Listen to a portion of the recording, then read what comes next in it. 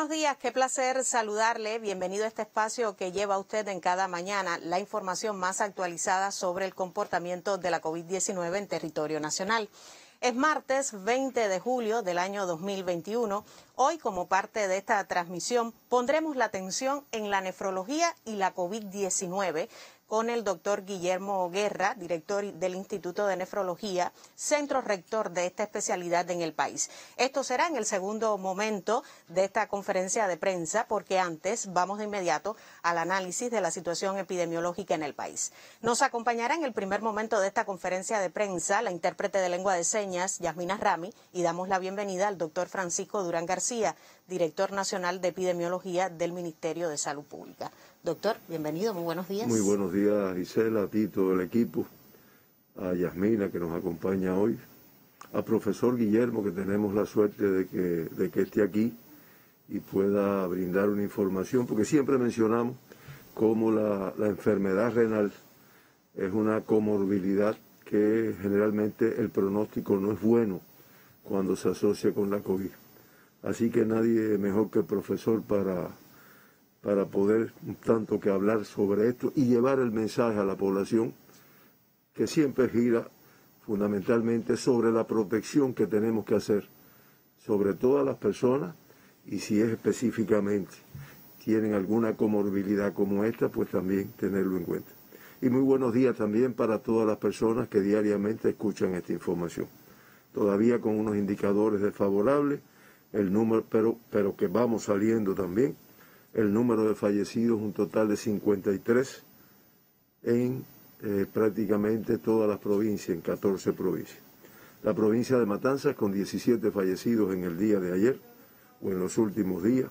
El número mayor del municipio de Matanzas, 9, Colón 3, Cárdenas, Pedro Betancur, Jovellano, Martí y Limonar, 1 de cada uno. La provincia de Cienfuegos, 6 fallecidos en la provincia, 3 del municipio de Cienfuegos, 2 de Cruces y 1 de Lajas. La provincia de La Habana, 5 fallecidos, de 10 de octubre, 2 de Arroyo Naranjo, Playa y Marianao, 1 de cada uno. Fallecen en la provincia de Camagüey 5 personas con COVID-19, 4 del municipio de Camagüey y 1 del municipio de Simanicú. En la provincia de Guantánamo fallecen 3 personas, 3 pacientes, 2 del municipio de Guantánamo y 1 de Niceto Pérez. La provincia de Santiago de Cuba, 3 personas fallecidas, todos del municipio de Santiago de Cuba. En la provincia de Holguín fallecen 3 personas, 1 del municipio de Holguín, Calixto García y Moa, 1 de cada uno.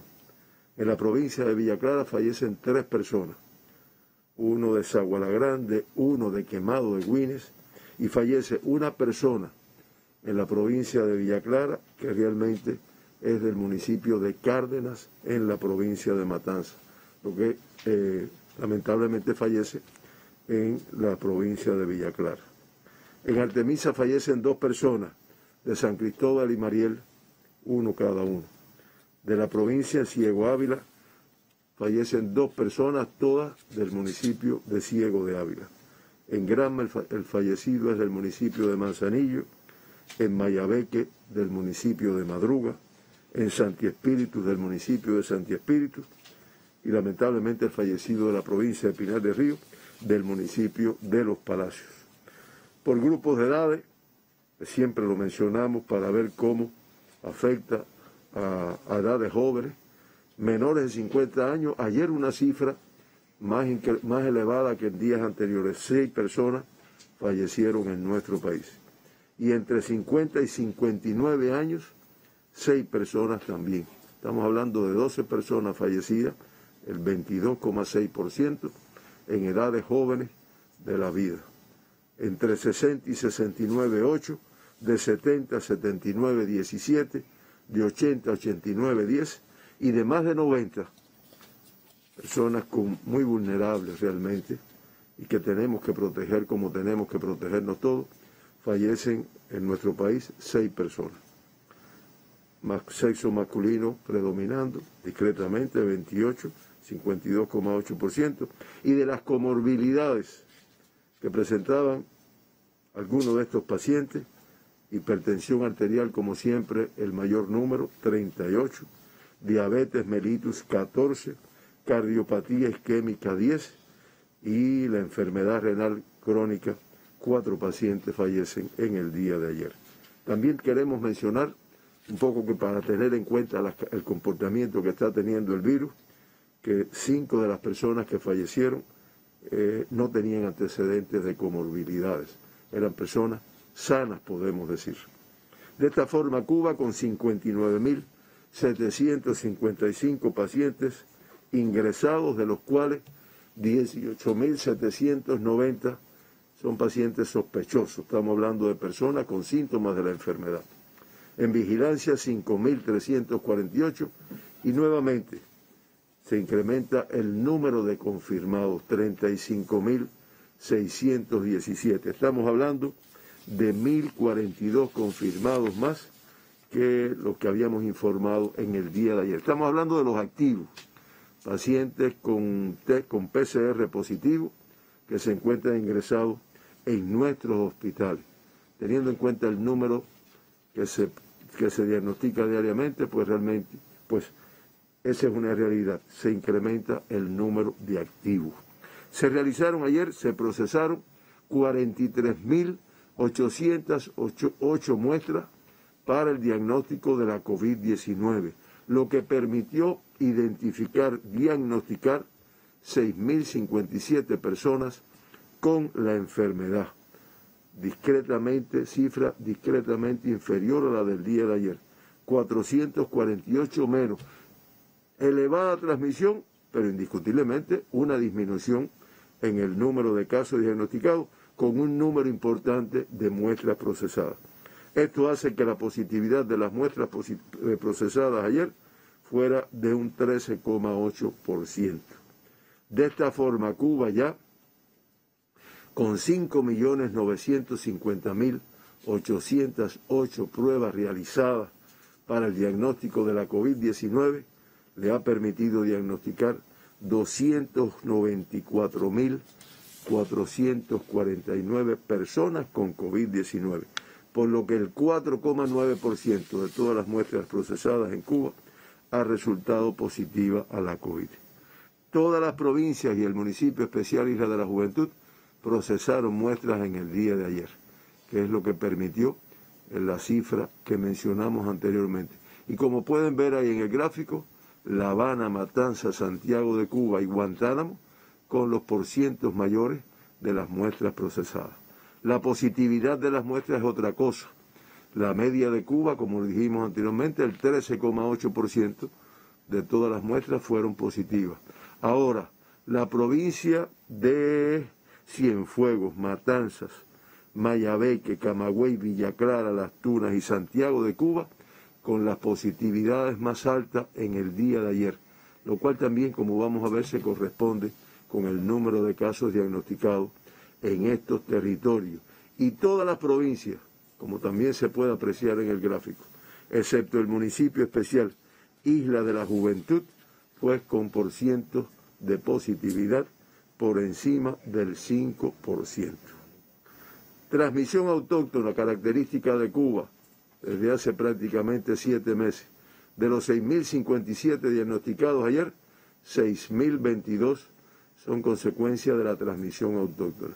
35, una cifra inferior a lo que hemos venido teniendo, pacientes de los diagnosticados, son pacientes que arribaron recientemente del extranjero y por el protocolo establecido se hizo el diagnóstico.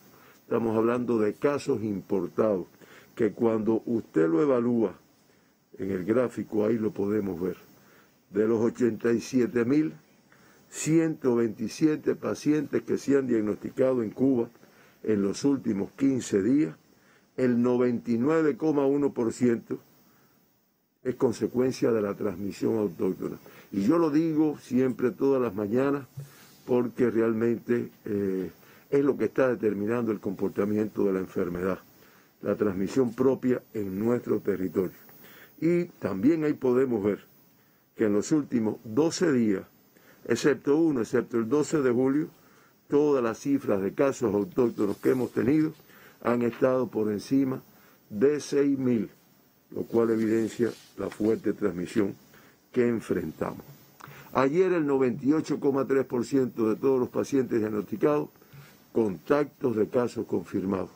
Esa es la razón de las medidas que se adoptan con los contactos y que, como también se ha dado a conocer, pues van a estar en sus domicilios, y tenemos que tener mucho cuidado, mucha vigilancia para que cumplan con el aislamiento, porque como ven, un número de ellos importante resulta positivo a la COVID. En el acumulado de todos los diagnosticados en Cuba, el 96,5% de todos los diagnosticados han tenido el elemento de ser contacto de un caso confirmado previamente. Como yo dije ya, 35 de los diagnosticados ayer son pacientes importados, son casos importados a nuestro país, y en Cuba el 3,4% de todos los pacientes que se han diagnosticado con COVID han sido casos importados a nuestro país. Tenemos que decir que en 70 de los diagnosticados ayer se trabaja para precisar la fuente de infección. Por provincias y territorios, ahí tenemos la complejidad que enfrenta con mucha valentía Cuba para resolver este problema. Matanzas, muy elevado, 1.449 pacientes diagnosticados ayer. La Habana incrementó lamentablemente 917. Le sigue la provincia de Mayabeque con 212, Artemisa 156 y Pinar del Río 135. El municipio especial Isla de la Juventud no diagnostica casos en el día de ayer. El centro también complicado. Ahí podemos ver que las cifras que tenemos, por ejemplo, en la provincia de Villa Clara, muy elevada en el día de ayer, 411 pacientes diagnosticados. Pero más elevada todavía la provincia de Cienfuegos, con 853 pacientes COVID-19 diagnosticados ayer. Le sigue Camagüey con 364, Ciego de Ávila con 236 y la provincia de Santi Espíritus 140 casos diagnosticados. Como ven, muy complejo el centro de nuestro país. Oriente, la complejidad mayor la tiene lamentablemente en la provincia de Santiago de Cuba, 520 pacientes diagnosticados ayer. Le siguen Las Tunas y Guantánamo con 200 cada uno, Holguín 134 y la provincia de Granma con 130. Sigue el comportamiento epidemiológico de la enfermedad sin diferencias importantes en cuanto al sexo. Ayer el 51,3% de los diagnosticados del sexo femenino, sin embargo en el acumulado se mantienen prácticamente igual, el masculino con el 49,3%. Asintomáticos ayer, un porciento bajo a lo que estábamos acostumbrados, el 10,5% de los diagnosticados. De todas formas, en el acumulado de todos los diagnosticados en Cuba, el 34,2% de todas las personas que se han diagnosticado con COVID-19, pues han estado asintomáticos en el momento del diagnóstico. Por grupos de edades, lamentablemente, de nuevo, una cifra elevada de pacientes menores de 20 años diagnosticados con COVID-19 en el día de ayer. 1.155. Y en edades pediátricas, que ya nuestra población conoce que son los que tienen 18 años y menos, 1.079. Estamos hablando del 16,8% de todos los diagnosticados ayer en Cuba. Y todavía de mucho valor, de estos 1.079, 83 lactantes y 36 con menos de 6 meses de edad. Llamémonos a contar una vez más en cuanto a la protección de este grupo de población muy sensible, muy vulnerable, que con el esfuerzo y el trabajo intenso de nuestros especialistas realmente logra recuperarse. Ahora no sabemos todavía o se están identificando las secuelas que va dejando esta enfermedad. De 20 a 39 años de edad se diagnostican 1.764 personas, de 40 a 59, 1.974, y el grupo de mucho más riesgo por la evolución desfavorable de los pacientes, más de 60 años o 60 años y más, 1.164, el 19,1% de todos los diagnosticados ayer en nuestro país. El gráfico de los casos pediátricos diagnosticados en Cuba en los últimos días, 15 días, permite identificar que ya se han diagnosticado 14.634 pacientes pediátricos en estos últimos 15 días, con la elevada cifra de 976 pacientes cada día. Y también se puede apreciar en el gráfico que en los últimos 11 días, todos los días, por encima de 1.000 casos diarios, y excepto el día 13 de julio, y en los 19 primeros días del mes de julio, ya se acumulan 16.334 pacientes diagnosticados para un promedio de 859 por día. Importados, ayer 35, 2 más que el día anterior. De las provincias de Artemisa, un paciente, de La Habana, un paciente, Artemisa del municipio del Mariel, del municipio de La Lisa en la provincia de La Habana, de Cárdenas una cifra elevada de pacientes diagnosticados ayer importante, 20, y del municipio de Matanzas 2 para un total de 22. En la provincia, en Cienfuegos, se diagnostica un caso importado ayer en Cumanayagua, en Villa Clara 2 de los municipios Caibarien y Santa Clara, en Camagüey 6, 5 del municipio de Camagüey y 1 del municipio de Guaymaru, y en la provincia de Holguín se diagnostican 2 pacientes importados, los 2 del municipio de Holguín. En resumen, por países de procedencia, de los 35 pacientes importados, 30 de Rusia, 3 de México, y de Ecuador y Francia 1 de cada uno. Y como siempre resumo, todos viajeros cubanos, excepto 20 turistas rusos procedentes de Rusia precisamente, que se diagnosticaron en la provincia de Matanzas, y un turista francés procedente de Francia diagnosticado en la provincia de Camagüey. Extranjeros diagnosticados ayer 22, los 21 que acabo de informar, y un dominicano como consecuencia de la transmisión autóctona en la provincia de Ciego de Ávila.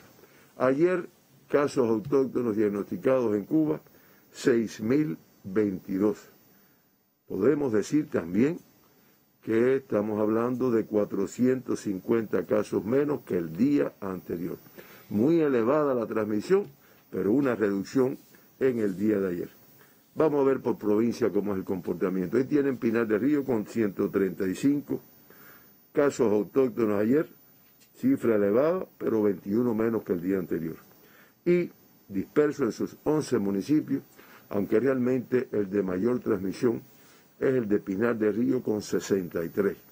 No obstante, de Consolación del Sur se diagnostican 12, de Guanes 10, igual que de Minas de Matahambre, de Viñales 11, de Sandino 7, de San Juan y Martínez, Mantua 6 de cada uno, de San Luis 5, de La Palma 4 y de Los Palacios un paciente diagnosticado ayer. Artemisa con 155 casos autóctonos, también estamos hablando de 26 menos que el día anterior. No obstante, se mantiene disperso en sus 11 municipios, aunque hay que decir que las cifras mayores, en Huira de Melena 34, en San Cristóbal 31 y en Artemisa 30. De todas formas, Guanajay diagnostica 16, Mariel 10, igual que Bauta, San Antonio de los Baños 9, Caimito 7, Bahía Honda 5, Candelaria 2 y Alquizar un caso en el día de ayer. La Habana, como dijimos inicialmente, incrementa en 156 casos más, 916 en total, de los municipios, fundamentalmente los de mayor cifra ayer, La Lisa con 93, Marianao 90, Centro Habana 89, 10 de octubre 89 igual, Arroyo Naranjo 88, Playa 84 y Boyero 81.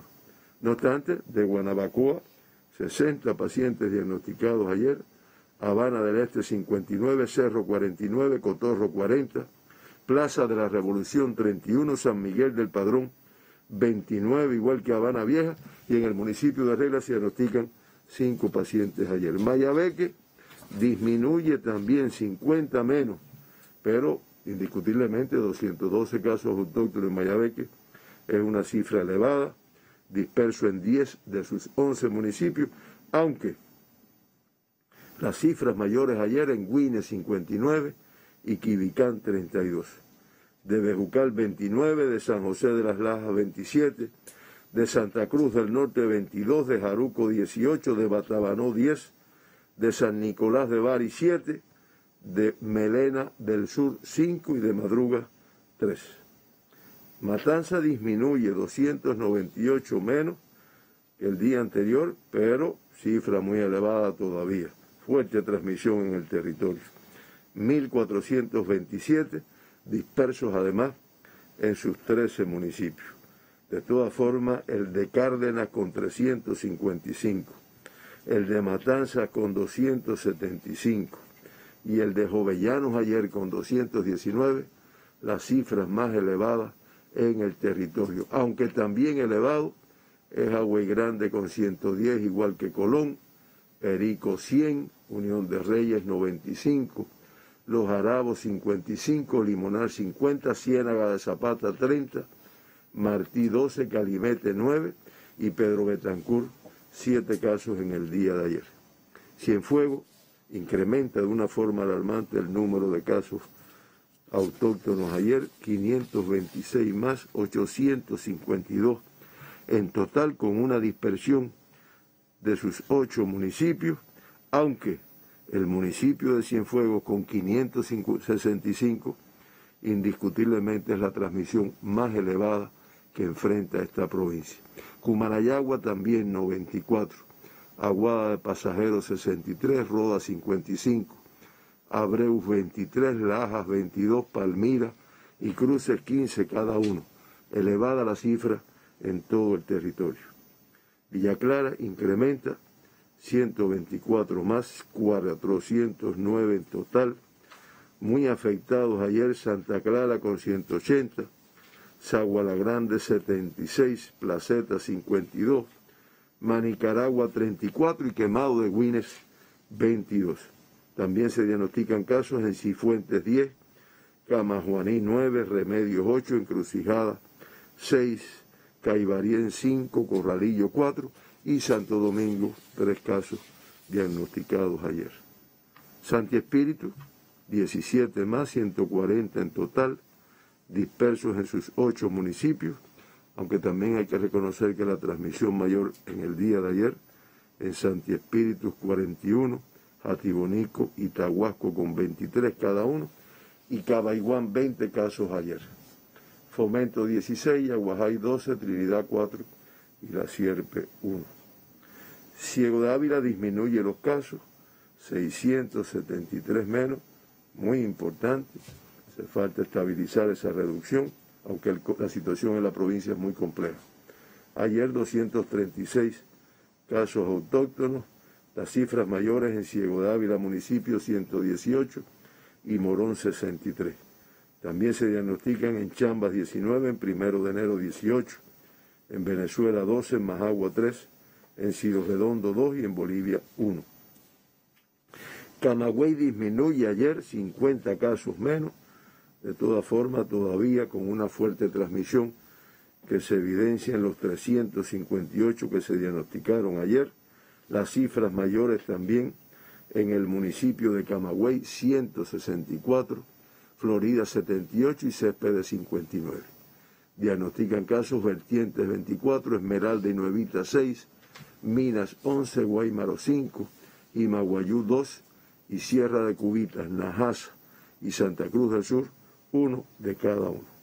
Las Tunas incrementa lamentablemente ayer 38 más 200 en total, el mayor número ayer en el municipio de Las Tunas, 140, Amancio 24 y Majibacoa 21. De todas formas, Manatí diagnostica 8, Joabo 5, Puerto Padre y Jesús Menéndez 1 cada uno. Holguín disminuye 164 menos.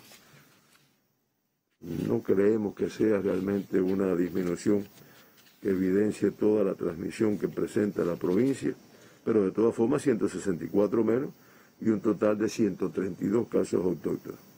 Del municipio de Holguín, 128, el número mayor, por no decir que prácticamente todos.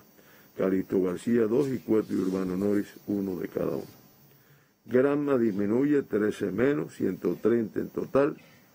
Las cifras mayores ayer de casos diagnosticados: en Bayamo 27, Río Cauto 22, Guisa 20, Cauto Cristo 18 y Juaní 17.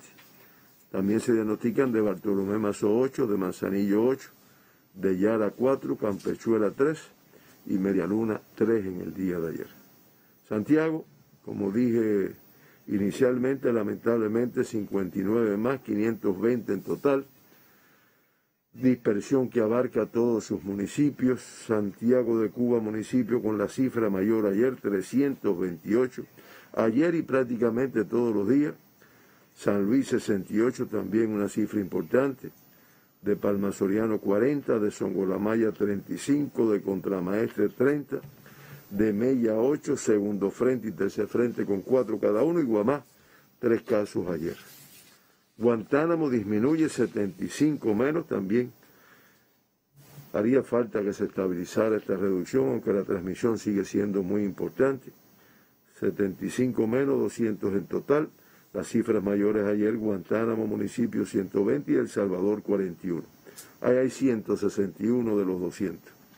Se diagnostican también en Caimanera 13, Baracoa 11, Niceto Pérez 7, Maicí, Manuel Tames, San Antonio de Altur y Yatera, 2 de cada uno. Y el municipio especial Isla de la Juventud, como ya habíamos visto en el mapa, no diagnostica casos. Este comportamiento de la incidencia ayer en Cuba hace que la tasa de incidencia de casos confirmados por COVID-19 en los últimos días se incremente en nuestro país, como pueden ver, a una tasa de 772,2.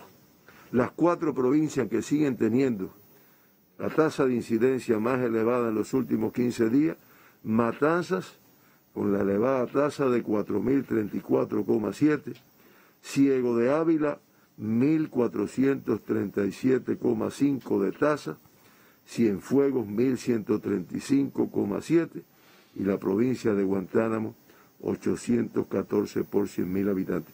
Todas estas tasas superiores a las del día de ayer. Y realmente representa muy bien estas tasas la complejidad que se enfrenta en estas 4 provincias y fundamentalmente en Matanzas y Ciego de Ávila, que ocupan el primer y segundo lugar. Hablar hoy de tasa baja en Cuba, realmente el municipio especial Isla de la Juventud, que mantiene una tasa de incidencia de 12 por 100.000 habitantes en los últimos 15 días. Sigue aportando 11 municipios la provincia de Matanzas de los de mayor incidencia en Cuba y uno de la provincia de Camagüey. También nuestra población lo conoce: Carlos Manuel del Céspedes. Ciénaga de Zapata, Limonar, Perico, Matanzas, Cabecera, Martí, Cárdenas, Pedro Betancur, Calimete, Unión de Reyes, Los Arabos y Jovellanos, en ese orden de mayor a menor, las incidencias más elevadas.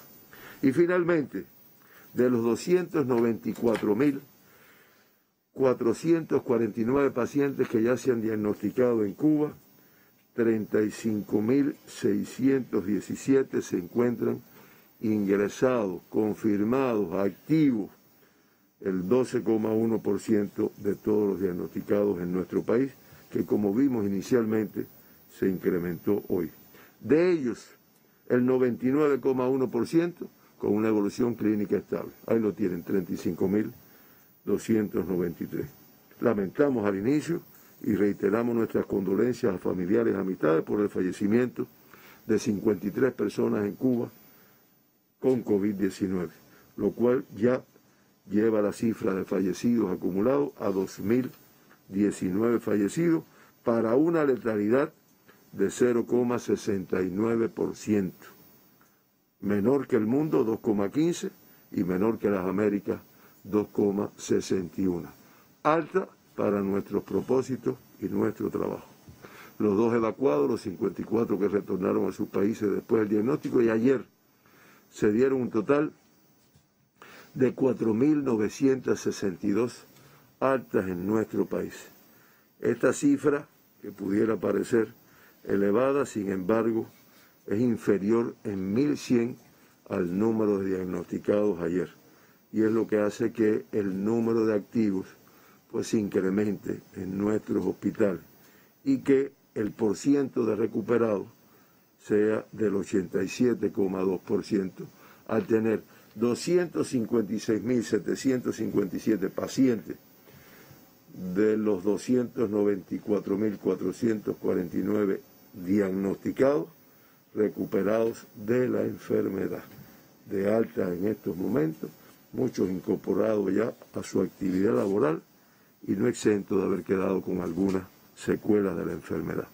Terapia intensiva, una cifra todavía superior en comparación con la del día de ayer, 324 hoy, 17 más que el día anterior, y de ellos una cifra elevada de pacientes críticos, 148 y 176 grados.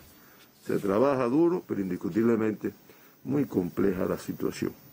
Por último, el gráfico que resume la pandemia en nuestro país. Ahí tienen ya que en los primeros 19 días del mes de julio se acumulan 100.504 casos diagnosticados con COVID y la elevada cifra de 717 fallecidos, teniendo ya en julio 49.882 casos, más que el mes de junio, que fue el más alto, y 380 fallecidos más que el mes de junio. Como ustedes pueden ver ya, incluso duplica la cifra de fallecidos, promediándose 5.289 casos diarios y 37 personas que han fallecido en nuestro país con COVID-19 en el mes por día, en el mes de julio. De todas formas, seguimos en combate, seguimos trabajando duro y nuestra intervención sanitaria y nuestra vacunación ya avanzando, ya con un 18,8% de nuestra población con las 3 dosis de los candidatos vacunales y de las vacunas, y con el 30,1% de toda la población cubana que al menos ha recibido una primera dosis, reitero, de candidatos vacunales y de vacunas en nuestro país. Esta es la situación de Cuba, Gisela, muy compleja, pero indiscutiblemente con la certeza de que lo vamos a ir resolviendo, con las medidas que se adoptan, con los diferentes cuestiones que se restringen en muchos lugares en correspondencia con la situación epidemiológica, pero indiscutiblemente con una mayor participación en el cumplimiento de las medidas por el 100% de nuestra población. Si no es el 100%, para no ser teórico, realmente que se incremente ya hace rato no hablamos de percepción de riesgo, hablamos de la percepción de peligro, de salvar nuestras vidas, que parecerá dramático, pero es una realidad. Lo esperamos entonces mañana, doctor, para seguir conociendo otros datos sobre el comportamiento de la COVID-19 en territorio nacional.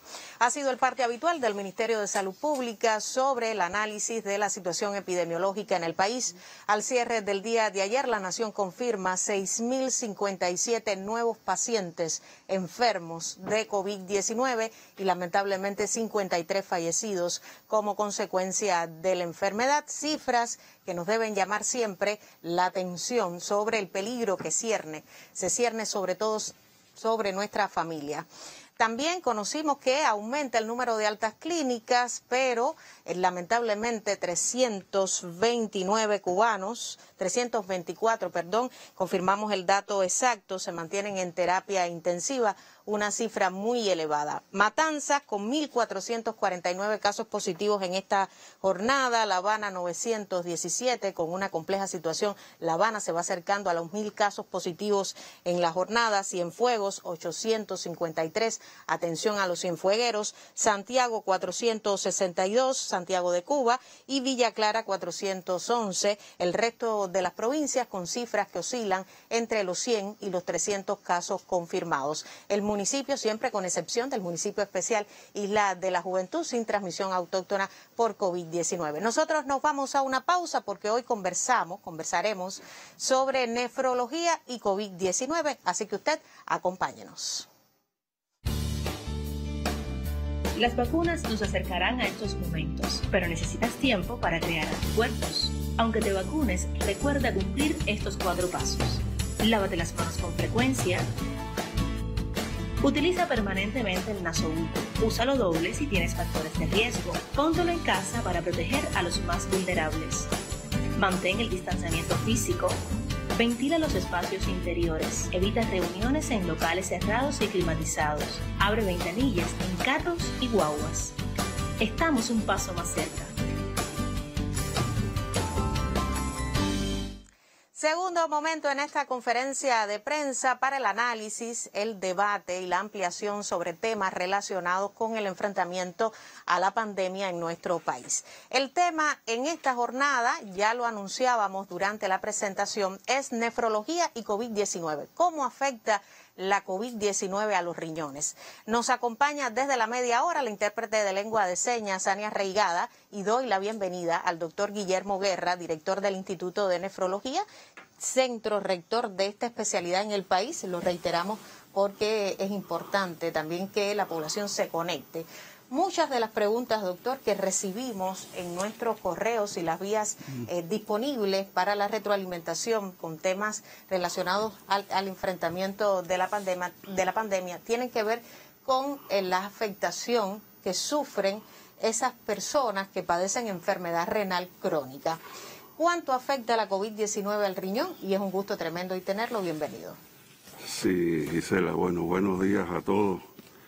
Y primero agradecer la oportunidad que nos está dando la televisión en este espacio tan seguido por nuestro pueblo, precedido y conducido por el profesor Durán, excelente profesional, epidemiólogo, que nos ha enseñado mucho de estos temas.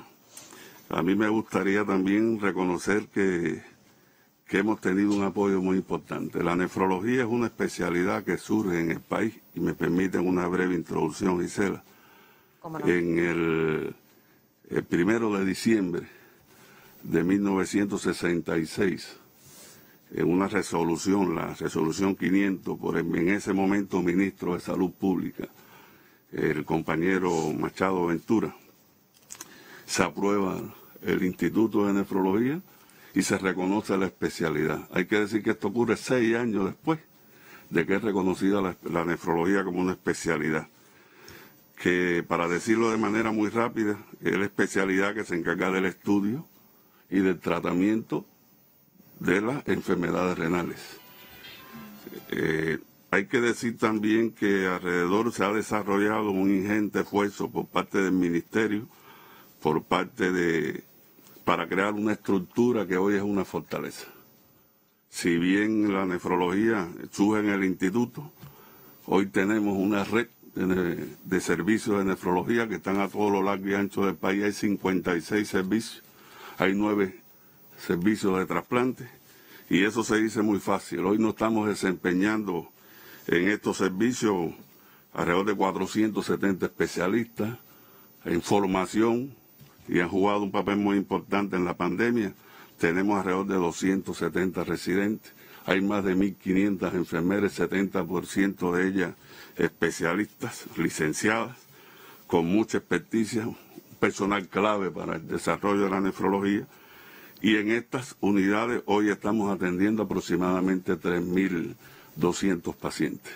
Si le sumamos alrededor de 1.100 trasplantados, entonces estamos hablando de 4.300 pacientes que hoy están recibiendo tratamiento en nuestras unidades, en nuestros servicios de nefrología y en nuestros centros de trasplante. Pero cuando hablamos de enfermedad renal crónica, y usted hace una pregunta muy interesante, no nos estamos refiriendo solamente a ese grupo, que es un grupo con un riesgo muy incrementado. Entre los pacientes con mayor riesgo de tener una evolución hacia la gravedad y la letalidad por la enfermedad COVID, están los pacientes que tienen una enfermedad renal crónica avanzada.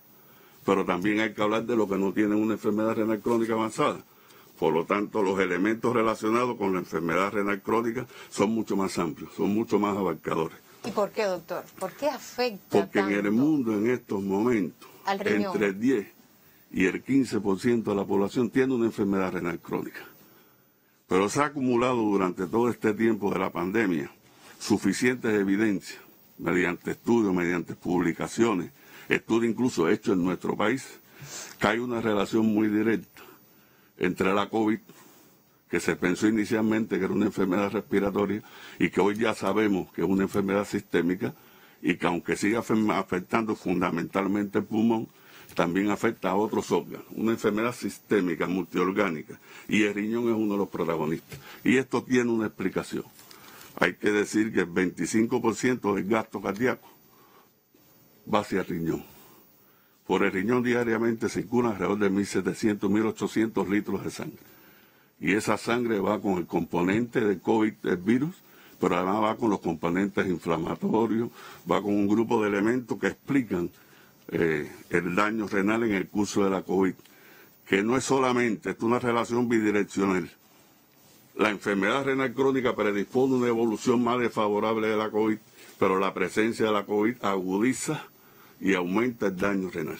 ¿Cuál es el riesgo, doctor, de desarrollar complicaciones entonces por COVID-19 para estos pacientes? ¿Es muy alto el riesgo? Muy alto el riesgo. Incluso en estudios que se han hecho, entre los primeros factores de riesgo de mal pronóstico, aparece la enfermedad renal crónica, el paciente dialítico, el paciente trasplantado y el paciente que tiene una enfermedad renal crónica, grado 4 o 5, estadio 4 o 5, pero que todavía no está en diálisis. O sea que entre las primeras 5 causas, factores de riesgo de una evolución desfavorable, aparecen la enfermedad renal crónica y el daño renal crónico avanzado. Pero también tenemos pacientes que no tienen un daño tan avanzado, pero cuando contraen la infección por COVID, entonces tiende a agudizarse ese daño renal. Incluso puede ocurrir que un paciente que no tenga aparentemente un daño renal, pues entonces desarrolla durante la parte activa de la COVID, sobre todo los pacientes graves y críticos, desarrollan fracasos renales agudos. Doctor, mucho se habla de las secuelas de la COVID-19 y pensando hoy en la nefrología, que es el tema que hemos traído para esta transmisión, ¿cuáles son las secuelas que va dejando entonces, a partir ya de los casos positivos que reporta Cuba, los pacientes que ya han sido recuperados de la enfermedad? ¿Cuáles son las secuelas que dejan un paciente con una enfermedad renal crónica? Yo creo que inmediatamente, incluso antes de que ya se diagnosticara el primer caso aquí el 11 de marzo del 20, ya la nefrología se estaba organizando con toda su red de nefrología y se creó el grupo de COVID en nefrología.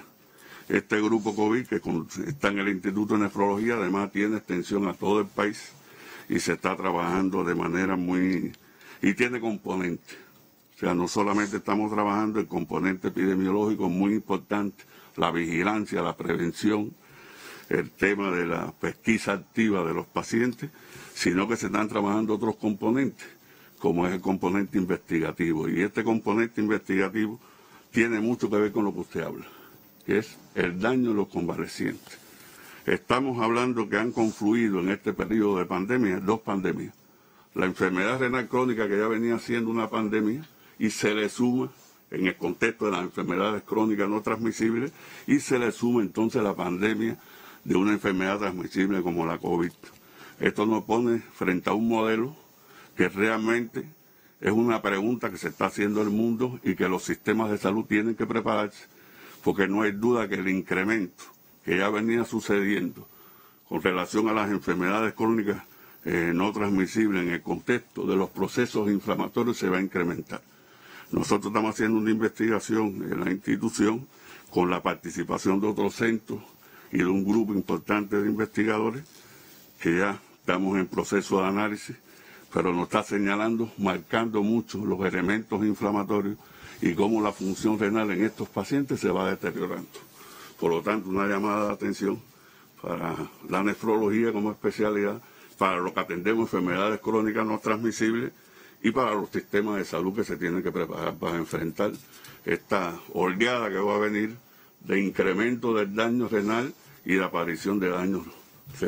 Sobre las medidas con los pacientes, sobre todo que presentan enfermedad renal crónica, conversaremos, doctor. Le propongo una pausa porque le hemos dado en este espacio seguimiento a la situación de Matanzas. Matanzas, que sigue siendo la provincia que presenta la más delicada situación epidemiológica en estos momentos. Y es que en Matanzas analizar y dar respuesta a las inquietudes de la población constituye hoy prioridad.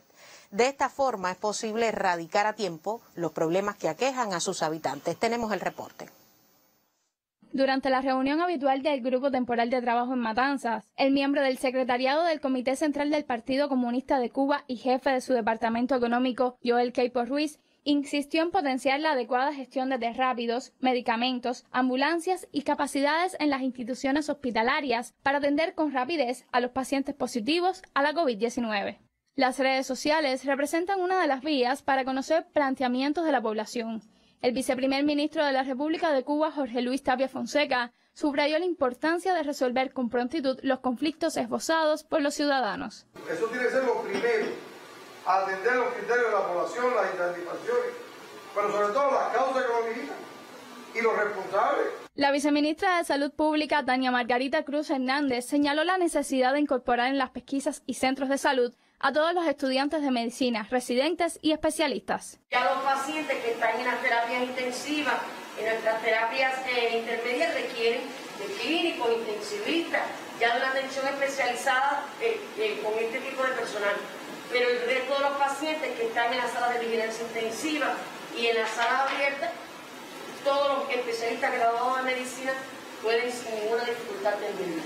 En el caso de los pacientes de alto riesgo que residan en lugares de difícil acceso, serán ingresados en hospitales ubicados en las cabeceras provinciales y municipales, según apuntó Mario Sabines Lorenzo, gobernador de la provincia. Matanzas muestra un leve descenso de los casos positivos al SARS-CoV-2 en los últimos días. Controlar este cuarto rebrote de la enfermedad en la provincia constituye deber de todos. Daniela Ortega Alberto, Sistema Informativo de la Televisión Cubana.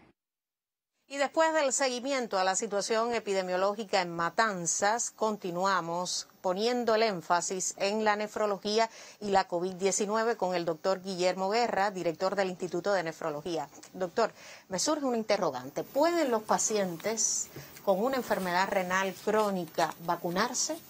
¿Ser parte de este esquema de inmunización anti-COVID-19 en Cuba? Sí, ¿cómo que no?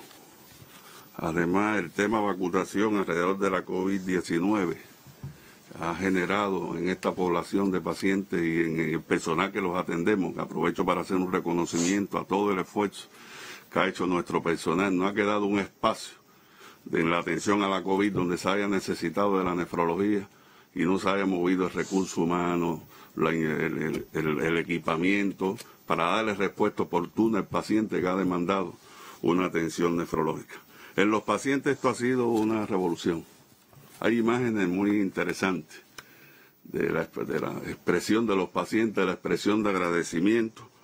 Hay que decir que esta vacuna, porque ya es vacuna, el DALA, que no ha llegado a nosotros, ha sido otro paso más de nuestra ciencia, de nuestra industria farmacéutica, que no ha acompañado.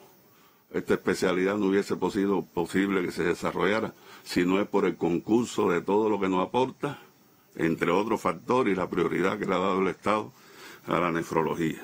Y tenemos antecedentes muy interesantes, como por ejemplo la eritropoyetina, que cumplió 25 años, hicimos una actividad muy importante y además muy esclarecedora de eso que ha venido. O sea que hemos tenido una industria farmacéutica que le ha dado respuesta siempre a la nefrología.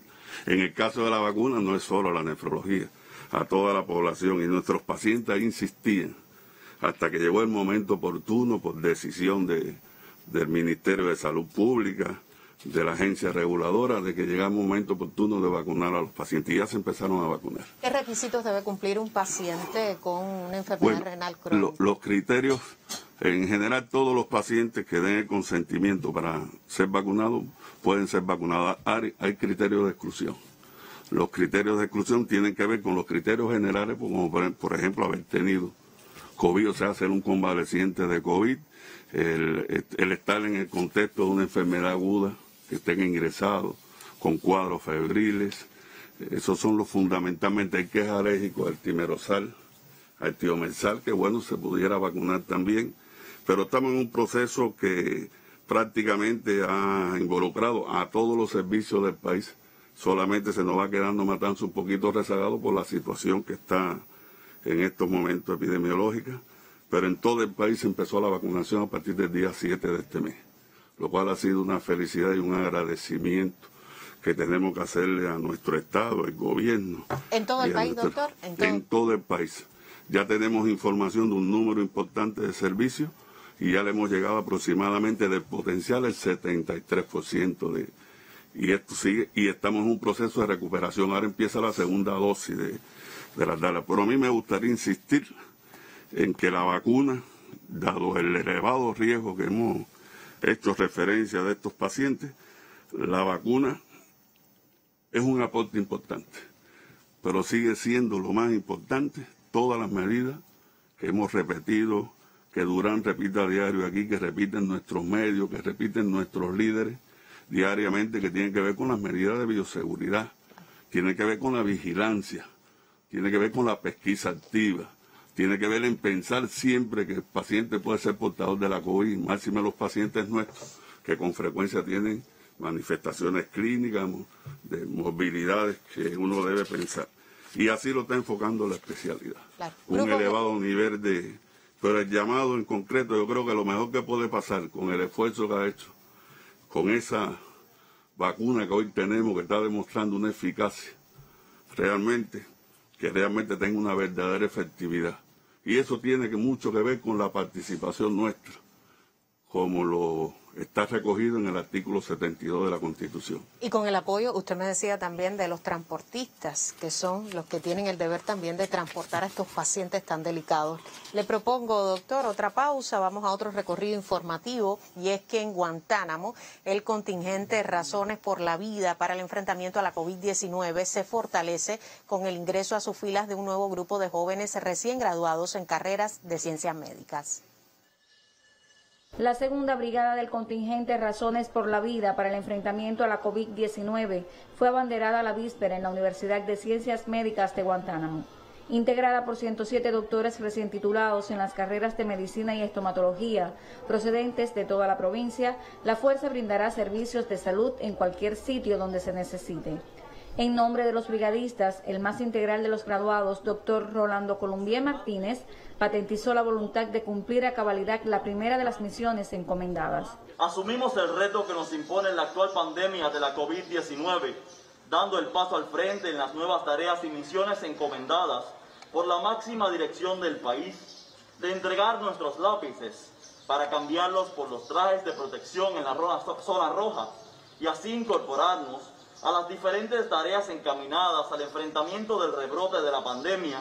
En medio de la compleja situación epidemiológica impuesta por el rebrote de la pandemia, los nuevos miembros del Ejército de Batas Blancas en Guantánamo confirman su compromiso con la salud del pueblo. Dar salud al pueblo, una salud gratuita, desinteresada, a cambio de nada, y prevaleciendo el elemento fundamental que debe caracterizar a todo médico, el que caracterizó a Ernesto Che Guevara, que fue médico por excelencia: la humildad, la humanidad y la solidaridad para con el pueblo. Las razones que nosotros tenemos, sobre todo, es salvar la vida de nuestros ciudadanos, que es lo más importante para nosotros, porque para eso se nos ha formado, teniendo en cuenta todos los valores que se nos han inculcado desde el inicio de la carrera hasta nuestra culminación. Y de este modo nosotros damos un golpe seguro a todas esas manifestaciones contrarrevolucionarias que hoy por hoy están surgiendo. Frente a los que pretenden sembrar el odio y la desidia, aclamando una intervención extranjera, el contingente Médicos Razones por la Vida valida la hazaña de quienes aman y fundan por el más de los sagrados derechos humanos, la vida. Idolquis Argüelles Perdión, Sistema Informativo de la Televisión Cubana. Y a propósito, también conocimos que en Santiago de Cuba fue abanderada una brigada médica para enfrentar la COVID-19 en el país.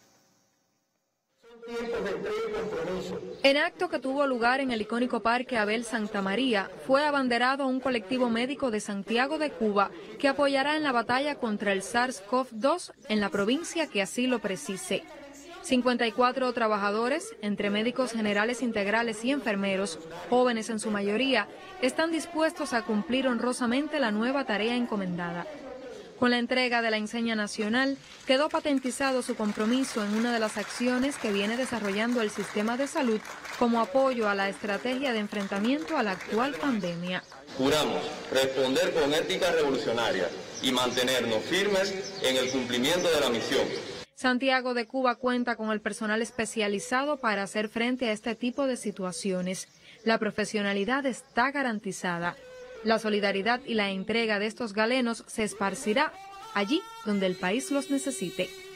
Lisandra Pérez Enríquez, Sistema Informativo de la Televisión Cubana. Impactos noticiosos relacionados con el enfrentamiento a la COVID-19 en territorio nacional. Doctor, y ya cuando nos quedan algunos minutos para concluir esta transmisión, ¿siguen funcionando el resto de los servicios nefrológicos en el país en tiempos de pandemia? Sí, la nefrología realmente, cumpliendo las orientaciones del Ministerio de Salud Pública, se ha multiplicado. Hemos llevado la nefrología a lugares donde realmente no habían servicios de nefrología. No hay servicios de nefrología, pero hay un acompañamiento y una participación activa de la nefrología.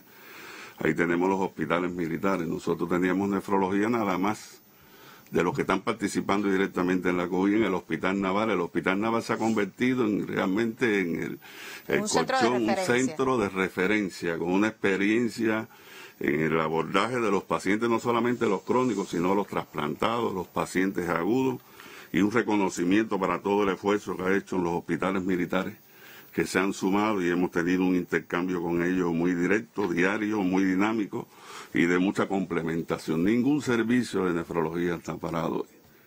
Usted hacía alusión a los transportistas, son parte del equipo. Nosotros incluso lo hemos vacunado junto con nosotros.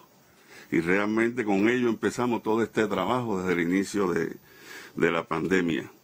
Hemos adoptado, por supuesto, el nivel de actividad que nos ha pedido el Ministerio de Salud Pública, pero hoy ningún paciente con una enfermedad renal está desprotegido.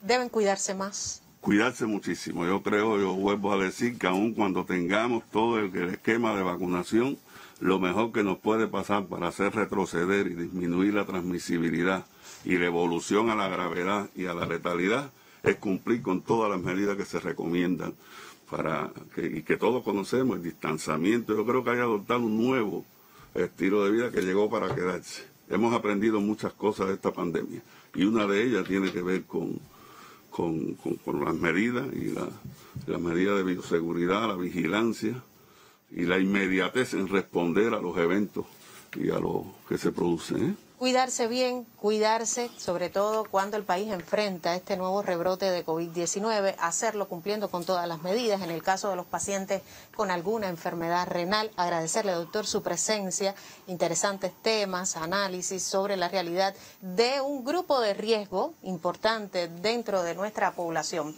Hoy conversamos con el doctor Guillermo Guerra, director del Instituto de Nefrología, sobre cómo afecta la COVID-19 al riñón. Temas interesantes, temas que seguiremos ampliando como parte de esta transmisión, conferencia de prensa que lleva usted siempre el comportamiento de la COVID-19 en nuestro país. A esta hora recordarle nuestro mensaje de prevención, ya lo decía el doctor, uso correcto del nasobuco, distanciamiento físico, tratar de no salir de casa, solo a lo imprescindible. Nosotros nos vemos mañana para seguirle contando lo que hace Cuba por la salud de su población. Muy buenos días.